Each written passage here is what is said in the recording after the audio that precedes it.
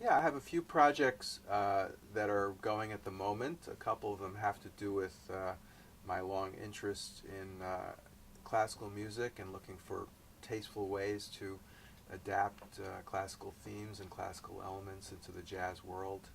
I did a trio album, Impromptu, where I took a collection of classical themes and played them as jazz tunes with jazz trio, and now I'm orchestrating some and having others orchestrated, and have had and have an ongoing series of performances with chamber orchestra, and so I'm very excited about that, and hopefully that will can get professionally recorded in the not too distant future. I do some pops concerts as well, often collaborating with Ann Hampton Callaway, who I'm playing with this week on the Jazz Cruise, and sometimes I get to do feature performances on those concerts as well. I've gotten to do Rhapsody in Blue with the Detroit Symphony and the Grand Rapids Symphony and a number of others, so that's been quite thrilling. And of course, for me, one of the fun things about that is to inject a little jazz improvisation, so it's not just the way a classical pianist would play it. So most conductors are willing to let me have a few forays into that, so that makes it really, really fun. And then I have a few jazz trio projects. One actually includes Gershwin's music with Rhapsody in Blue, a version that I arranged for jazz trio, which includes lots of improvisation, and another collection of both originals and standards that I'm hoping to record this year as well.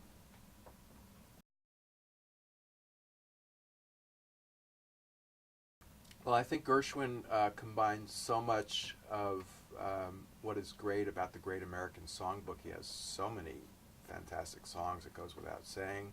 And then the Rhapsody in Blue is kind of this sweet spot between virtuosic written music and jazz feeling and harmonies and rhythms, and allows for places to open up and treat it as a jazz pianist with certain other sensibilities of the original way it was conceived as well. And I looked back on my recorded catalog, and I've recorded a lot of Gershwin, starting with my Concord Trio album Rosenthology back in the mid-90s. So I seem to be drawn to many of his tunes over the years, and I'm finding more. And on my latest CD, Out of This World, I did an adaptation of his second piano prelude, which turns out to be just a blues, and we play it as the blues. So there's just many beautiful ballads. I love to play I Loves You Porgy, and fast things like Strike Up the Band. So he covers so many moods, and it's amazing how jazz players, it's going to be 100 years pretty soon that people will be playing these songs, and they're still fresh, or you can still find fresh ways of doing them. I think one of the things for me is to find new and personal, fresh approaches that keep enough of the original there, but kind of bring it up to date in other ways.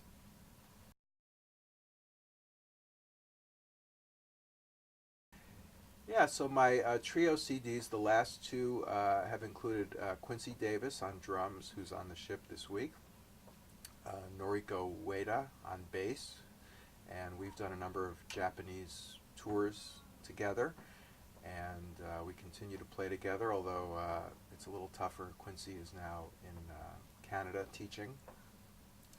I also love to play and do a lot of trio work with Tim Horner on drums, who's on the ship this week, and Martin Wind on bass. And I think the trio project is the Gershwin Rhapsody in Blue, which we did recently. We're going to hopefully record that in the near future. So that's the two working trios I've been playing with mostly.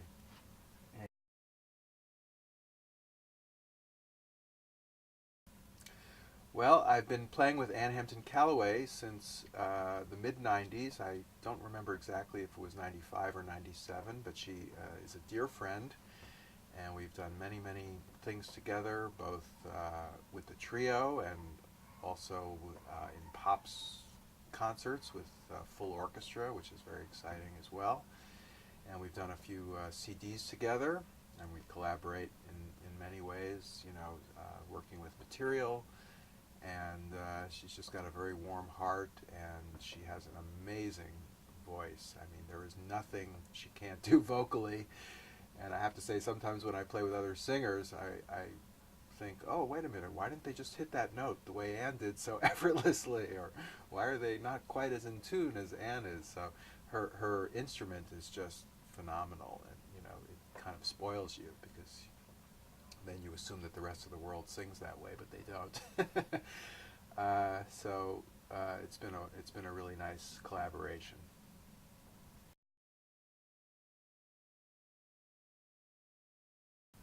Oh, there are any number of wonderful musicians, especially of you know a generation, I guess, older than me, that I would love a chance to play with. I heard Roy Haynes last night on the cruise, and I would love a chance to play with him.